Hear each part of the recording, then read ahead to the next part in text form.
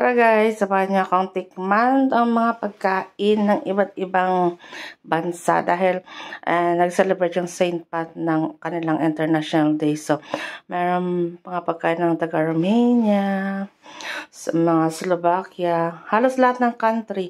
Kaso lang sila, mas maraming pupil na galing sa iba't ibang bansa, nagka-stool sila or nagka-stand.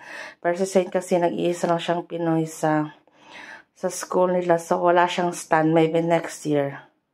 Kasi gusto niya talaga magkaroon ng stand na ganyan. So, sabi ko, next year ka na lang. So, ayan.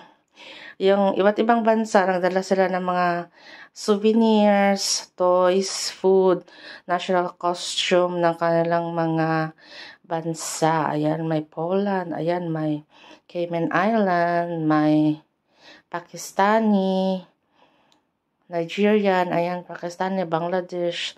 So, ayan, syempre, tayong Pinoy, binisan ko rin si Zane ng kanyang barong Tagalog, tsaka nagdala din ako ng ating, yung niluto ko is, biko, maha blanca, tsaka chicken adobo. So, ayan, andito yun yung niluto ko.